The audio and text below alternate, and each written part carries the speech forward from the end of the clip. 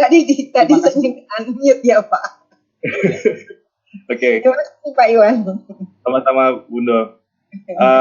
Assalamualaikum warahmatullahi wabarakatuh. Waalaikumsalam. Salam sejahtera buat kita semua. Salam cinta anak usia dini. Yang saya hormati Bunda Neti, Profesor Dr. Insinyur Neti Herawati, MSI, Ketua Umum Himpunan Pendidik dan Tenaga Pendidikan Anak Usia Dini Indonesia.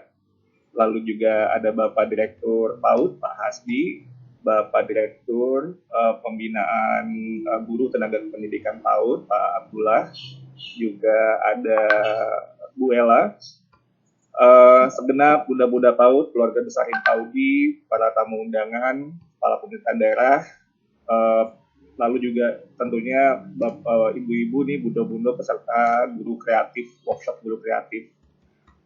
Saya mendoakan semuanya ada dalam kondisi sehat walafiat, baik Bapak Ibu beserta keluarga yang ada di rumah. Terima kasih saya sudah diundang untuk memberikan kata sambutan di sini. Saya sangat apresiasi sekali semangat yang luar biasa yang saya rasakan dalam workshop ini di tengah kita dalam masa pandemi COVID. Bapak Ibu semua, bunda-bunda semua nih sudah luar biasa untuk terus belajar dan tidak pernah berhenti ya untuk terus meningkatkan pengetahuan, keterampilan supaya bisa lebih baik nantinya untuk ekosistem pendidikan anak usia dini kita. Memang visi dari kementerian ke depan kita ingin sekali untuk melakukan peningkatan kualitas secara menyeluruh, termasuk di bidang pendidikan anak usia dini. Seperti yang kita tahu, ini juga merupakan visi dari komunitas secara internasional, di mana salah satu tujuan dari SDG, Sustainable Development Goals, pembangunan yang berkelanjutan dari PBB, itu adalah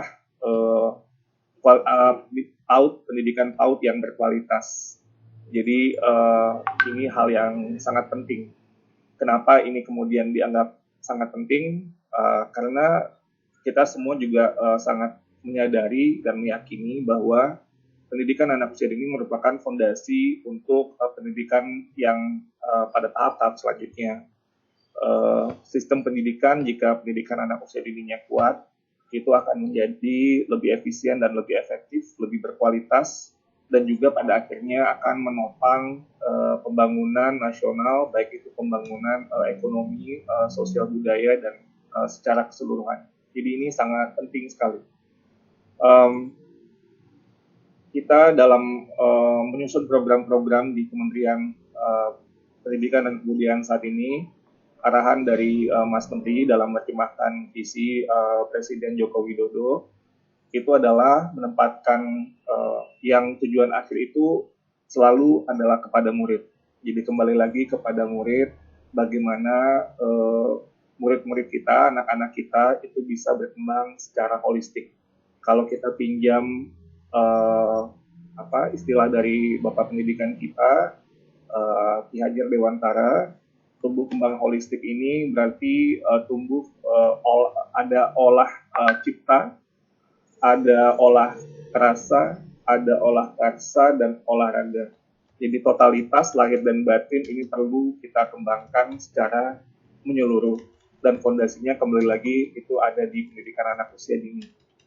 Jadi ini yang menjadi semua dari program-program yang kita lakukan, tujuan utama ini selalu kita jadikan sebuah fokus.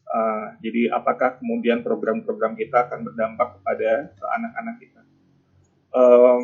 Lalu kemudian seperti Bapak Ibu sudah pernah dengar gitu ya, guru penggerak. Kalau Mas Menteri sering bilang guru penggerak, ini filosofinya adalah kita ingin para pendidik yang berdaya dan memberdayakan. Jadi ada dua, satu dia berdaya, dia menjadi orang yang kalau dalam bahasa Ki Hajar lagi ini merdeka gitu ya, dia merdeka, dia berdaya, dia berani mengambil inisiatif, dan pada saat yang bersama juga memberdayakan. Jadi dia juga bukan hanya berdaya untuk dirinya, jadi ada juga rasa tanggung jawab sosial.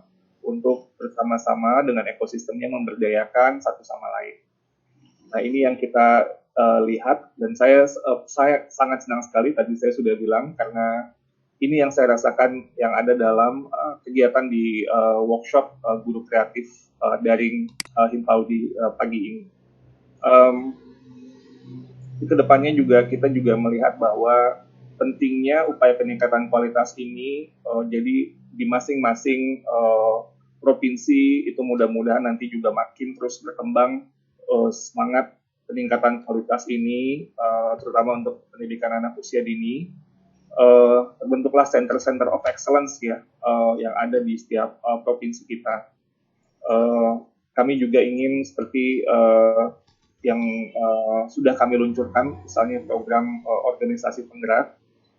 Filosofi dari program organisasi penggerak ini adalah semangat untuk gotong royong bersama-sama kita untuk meningkatkan kualitas pendidikan di Indonesia. Karena kami di kementerian sudah menyadari ini tidak bisa sendirian, ini kerja barengan, kerja bersama-sama. Tanggung jawab kita semua untuk bisa mendorong dan meningkatkan kualitas pendidikan kita. Jadi semangat dari gotong royong ini adalah filosofi yang sudah menjadi nilai-nilai luhur dari budaya-budaya yang ada di Indonesia. Jadi kita ambil semangat ini untuk mendorong kemajuan kita bersama. Saya pikir itu yang bisa saya sampaikan. Sekali lagi saya sangat apresiasi untuk kepada Himpaudi dan segenap keluarga besar Himpaudi yang sudah mengambil inisiatif untuk berdaya dan memberdayakan, dan terus saya yakin akan bersemangat bersama juga semua pemangku kepentingan yang lain. Ekosistem pendidikan Indonesia insya Allah akan semakin kuat, semakin dinamis, dan pendidikan berkualitas terutama untuk anak usia dini akan semakin nyata ada di pendidikan Indonesia. Dengan mengucapkan Bismillahirrahmanirrahim, workshop guru kreatif daring Himpunan Pendidik dan Tenaga Pendidikan Anak Usia Dini pada tanggal 27 April 2020 dibuka secara resmi. Semoga Allah Subhanahu wa Ta'ala, Tuhan Yang Maha Esa, senantiasa memberkati kita semua, merahmati kegiatan ini, dan terus menganugerahi kita semua dengan kesehatan lahir dan batin. Demikian, mohon maaf kalau ada salah-salah kata. Wassalamualaikum warahmatullahi wabarakatuh. Waalaikumsalam warahmatullahi wabarakatuh. Terima kasih Bapak Iwan Syahril, PSD, staf khusus Kementerian Pendidikan dan Kebudayaan yang telah memberikan sambutan motivasi kepada seluruh keluarga besar Himpaudi di seluruh tanah air, sekaligus membuka dengan resmi kegiatan ini. Hadirin yang kami hormati, dengan pernyataan pembukaan secara resmi oleh Bapak Iwan Syahril, maka acara pembukaan telah kita lalui bersama. Selanjutnya, hadirin yang kami hormati, kita akan menyimak paparan atau penyampaian materi yang akan disampaikan oleh yang pertama Bapak Direktur Pendidikan Anak Usia Dini, kemudian Bapak Direktur GTK, dan Ibu Najila Shihab, MPC Psikolog. Namun sesuai dengan rundown acara, maka kesempatan yang pertama, 10 menit pertama atau menyesuaikan akan diberikan kepada Ibu Najila Shihab, MPD MC Psikolog. Oleh karena itu kepada Ibu Najila disilakan. Assalamualaikum warahmatullahi wabarakatuh. Waalaikumsalam. Terima kasih Bapak dan Ibu semua, terima kasih Bunda Neti yang saya hormati, dan juga semua teman-teman pengurus Himpaudi, aktivis pendidikan anak usia dini, guru-guru, para pembina Himpaudi, dan juga kepada Pak Iwan Syahril, selamat pagi, Pak Abdullah, dan juga Pak Hasbi atas kehadirannya, terima kasih. Pagi ini saya diminta untuk bercerita tentang sebetulnya pelajaran-pelajaran apa saja yang sudah kami dapatkan dari pengalaman menyelenggarakan sekolahmu, sekolah blended yang terintegrasi digital yang pertama di Indonesia, dan harapan saya apa yang dibagikan pagi hari ini bisa bermanfaat untuk teman-teman di Himpaudi dalam rangka juga tadi seperti yang disampaikan Bunda Neti, ingin bisa menyelenggarakan PAUD from home melalui pelatihan-pelatihan ini dengan tentu bukan saja memberikan akses kepada semua dan setiap anak, tapi juga akses yang diberikan, pendidikan yang diberikan adalah pendidikan yang berkualitas. Saya mohon izin share screen sebentar teman-teman. Oke. Silakan. Sebentar. Ya. Saya share ya. Oke. Nanti materi bisa saya titipkan ke panitia juga untuk kemudian bisa dibaca kembali oleh teman-teman sesudah ini. Oke, bentar ya. Jadi kalau kita bicara tentang menjadi guru kreatif di periode saat ini, seringkali hambatannya adalah memang proses adaptasi kita ini kesannya terjadi sangat buru-buru dalam keadaan darurat corona. Tetapi saya punya banyak sekali contoh praktek-praktek baik teman-teman dari sekolah-sekolah, dari berbagai tingkatan, dari PAUD hingga SMA dan SMK yang sebetulnya sudah berhasil melalui proses transisi dan adaptasi untuk pembelajaran jarak jauh di masa corona, dan saya tentu berharap pasti banyak juga contoh praktek baik yang kita bisa dapat dari teman-teman Himpaudi ini untuk kemudian disebarluaskan ke seluruh Indonesia. Nah, hal pertama yang kemudian menjadi sangat penting sesungguhnya adalah kesepakatan tentang tujuan belajar. Apakah pembelajaran itu terjadi secara tatap muka atau terjadi secara jarak jauh, di saat wabah ataupun tidak saat wabah. Sesungguhnya satu hal yang perlu kita ingat terus sebagai pendidik, sebagai tenaga kependidikan adalah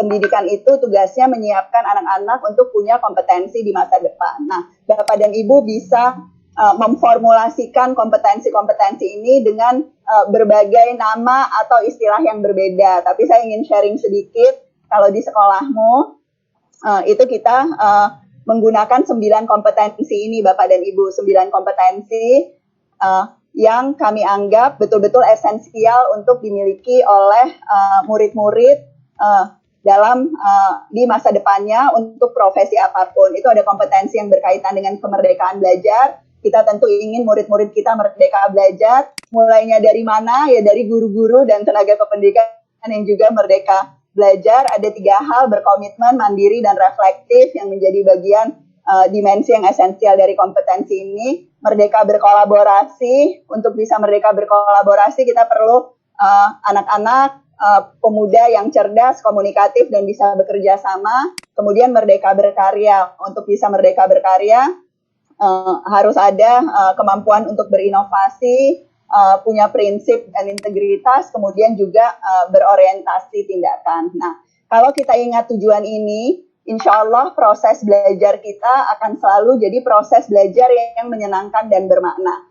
Dan satu hal yang saya biasanya ulang ke guru-guru, jadi tujuannya itu bukan nilai, tujuannya itu bukan administrasi. Bahkan tujuannya pun sebetulnya bukan sekedar mentik sudah menyelesaikan ketuntasan minimum atau apa yang harus kita jejalkan gitu ya dari kurikulum. Nah, kalau kita sepakat pada tujuan-tujuan kompetensi ini, maka kemudian pada saat kita berusaha kreatif, menciptakan pembelajaran jarak jauh, kemudian aktivitas, proses assessment, dan semua perencanaan belajar mengajar akan menuju kepada kompetensi-kompetensi ini, walaupun terjadinya dengan media yang berbeda dengan apa yang biasa kita lalui sehari-hari pada saat tidak sedang dalam pandemi. Nah, sekolahmu itu didirikan oleh Kampus Guru Cikal dan keluarga kita, salah satunya. Nah, kalau dari pengalaman kami, ini saya ingin share di sini.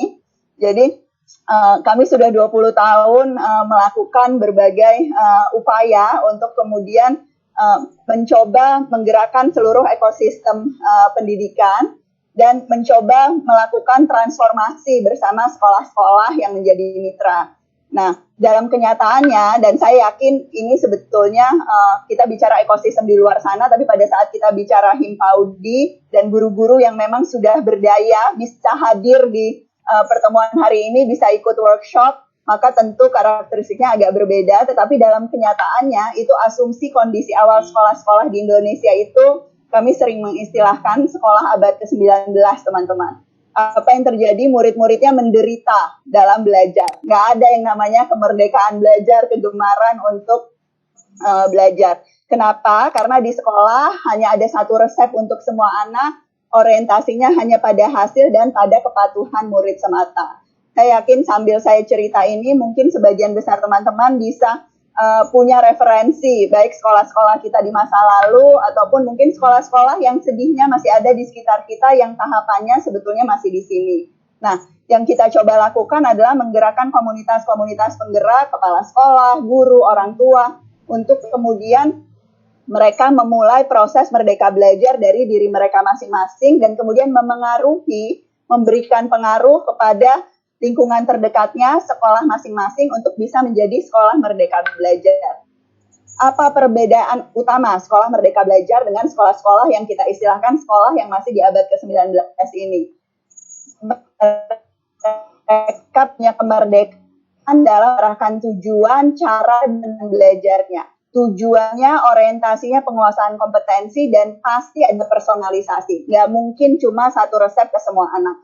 Dan dari beberapa kali pertemuan dengan pengurus Himpaudi, teman-teman penyelenggara sekolah di Himpaudi, saya salut luar biasa. Karena praktek untuk personalisasi ini adalah praktek yang selamat Bu Neti itu tampaknya sudah dipraktekkan oleh banyak sekali teman-teman yang ada di Himpaudi gitu ya. Jadi murid-muridnya bergembira, guru-gurunya menunjukkan empati, pembelajarannya bermakna, dan insya Allah seluruh ekosistem sekolahnya berdaya. Ini meliputi guru, orang tua, kepala sekolah, dan juga kebijakan-kebijakan sekolah yang mendukungnya. Nah, yang kami coba lakukan di sekolah apa? Mengumpulkan sekolah-sekolah merdeka belajar ini, yang mungkin selama ini lebih banyak memberikan manfaat kepada murid dan guru di dalam lingkungannya sendiri, untuk kemudian menjadi sekolah merdeka berkolaborasi, berjejaring dengan sekolah-sekolah lain, sesama sekolah merdeka belajar, dan juga memanfaatkan program-program yang dimiliki oleh sekolah lain. Karena masing-masing sekolah tentu punya keunikan, punya proses pembelajaran yang cocok bukan hanya untuk murid-murid sekolahnya, tapi bisa dibagi untuk kemudian menjadi contoh praktek baik bagi murid-murid dan guru sekolah lain. Dan kemudian kami mengajak sekolah-sekolah yang sudah merdeka belajar ini juga untuk menjadi sekolah merdeka berkarya. Apa yang dilakukan, sekolah-sekolah ini membuat program PAUD, itu sangat kami nanti Bapak dan Ibu kalau ingin ikut terlibat dalam gerakan ini, untuk kemudian membagikan program-program apa saja, baik yang berkaitan dengan kompetensi tertentu, mata pelajaran tertentu, atau usia tertentu, dan kemudian nanti program-program Bapak dan Ibu dari sekolah-sekolah merdeka berkarya ini bisa digunakan oleh sekolah-sekolah lain juga. Kalau dalam situasi wabah corona, saya bikin ilustrasinya, kita semacam bikin tenda pengungsian selama masa pandemi ini dengan program-program yang baik, tetapi yang memanfaatkan bukan hanya anak-anak yang ada di lingkungan kita, tetapi juga semua anak di seluruh Indonesia. Saat ini sudah ada 1.200 sekolah yang bergabung dan harapannya semakin banyak. Nah, ini terakhir dari saya. Ini berdasarkan praktek-praktek yang kami kumpulkan dalam interaksi dengan teman-teman di komunitas guru belajar. Jadi ini hal-hal yang perlu kita pahami sama-sama, dan insya Allah juga kita praktekkan secara konsisten, bahwa memang pembelajaran secara langsung pada keadaan biasa dengan pembelajaran jarak jauh pada keadaan darurat corona, walaupun ada ciri-ciri yang sama, tetapi ada juga perbedaan-perbedaan dalam situasi ini yang memang menuntut kita, guru, untuk terus beradaptasi. Yang pertama, saya yakin sehari-hari pun kita selalu fokus pada kebutuhan belajar murid. Tapi dalam situasi seperti ini, selain fokus pada kebutuhan belajar, kita guru juga harus sensitif pada kebutuhan psikologis murid. Situasi pandemi ini bukan situasi yang mudah, bahkan buat kita orang dewasa. Buat anak-anak, ada periode mungkin awalnya senang karena libur sekolah gitu ya, tapi kemudian ada rasa isolasi, ada kekhawatiran dan sebagainya yang harus menjadi perhatian dan menjadi bagian yang kita coba atasi lewat program pembelajaran kita. Nah, kalau dalam situasi normal kita membantu murid menguasai tujuan belajar. Nah, dalam situasi darurat corona ini, membantu murid dalam situasi sulit dengan tetap menguasai tujuan belajar, tetapi sebagaimana instruksi Mas Menteri dan juga penyesuaian-penyesuaian yang sudah dilakukan, maka tujuan belajarnya minimal. Kita tidak bisa memaksakan memindahkan sekolah total ke rumah di saat-saat seperti ini, karena tentu kompetensi orang tua yang menjadi fasilitator belajar itu tentu berbeda dengan kompetensi Bapak dan Ibu sebagai pendidik. Nah, kalau dalam situasi normal kita bisa punya asumsi murid punya akses sumber belajar yang relatif merata. Kenapa? Karena kita bertatap muka, mereka ada di dalam satu sekolah dan bahkan ruangan yang sama, Bapak dan Ibu bisa melihat langsung kebutuhannya. Nah, di dalam pembelajaran jarak jauh situasi ini, pasti ada ketimpangan. Pasti ada murid-murid yang punya akses lebih baik, gawai yang lebih lengkap, mungkin kehadiran dan keterlibatan orang tua yang lebih tinggi dibandingkan yang lain. Nah, kita perlu peka terhadap perbedaan ini dan memastikan bahwa tidak terjadi ketimpangan yang lebih besar justru setelah corona, karena kita perlu memberikan dukungan-dukungan ekstra kepada memang murid-murid dan keluarga yang membutuhkan. Nah, yang keempat, pada saat situasi biasa itu kita punya kendali yang besar terhadap lingkungan belajar dan perilaku murid. Nah, di saat seperti ini tentu kendali kita berkurang. Maka kemudian instruksi yang kita berikan harus ekstra jelas, jenis tugas yang kita berikan itu harus yang mungkin dilakukan dalam situasi jarak jauh di rumah dan dibimbing oleh orang tua. Proses penilaian yang kita lakukan juga harus adaptif dan otentik sesuai dengan kondisi rumah masing-masing anak. Nah, Bapak dan Ibu bisa bayangkan dan saya yakin sudah mengalami sendiri juga, ini yang dialami oleh teman-teman di komunitas guru belajar juga. Jadi guru yang memang sudah menggunakan cara belajar biasa yang seringkali sudah jadi kebiasaan puluhan tahun, dalam situasi pembelajaran jarak jauh corona ini menggunakan cara-cara belajar baru yang harus kita akui. Dan ini bukan sesuatu yang perlu kita akui dengan rasa malu gitu ya. Banyak hal yang kita pun baru tahu.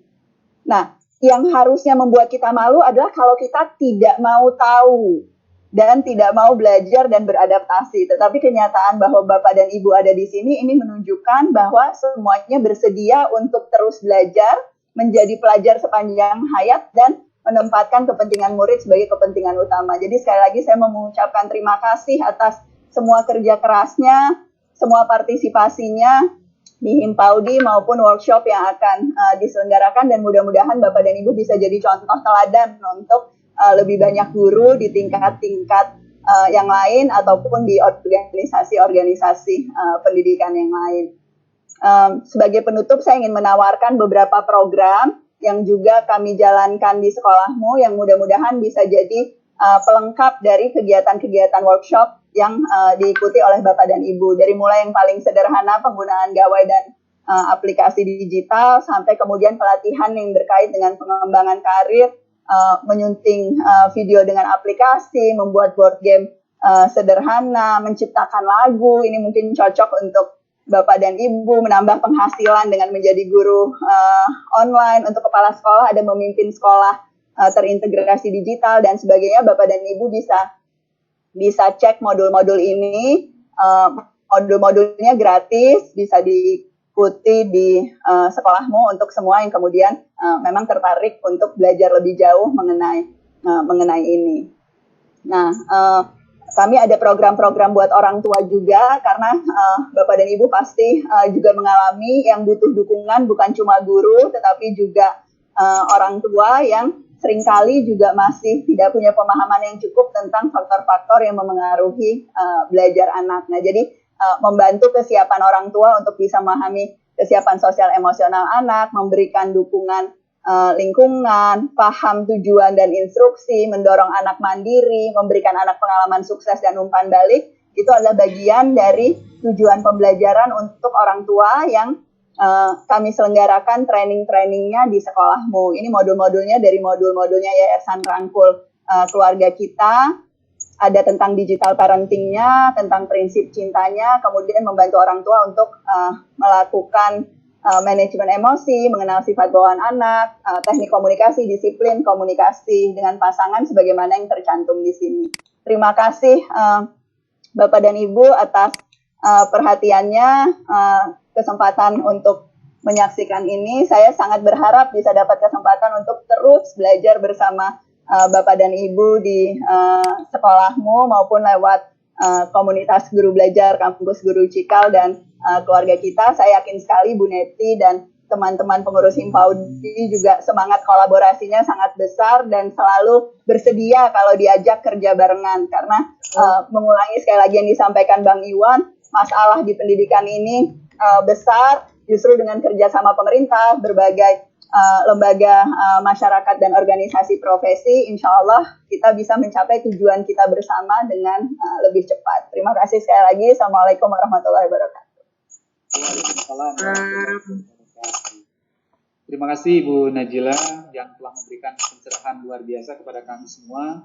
Mudah-mudahan ini menjadi bekal pengetahuan yang sangat berharga tentunya untuk kemajuan dunia pendidikan anak usia dini di Indonesia.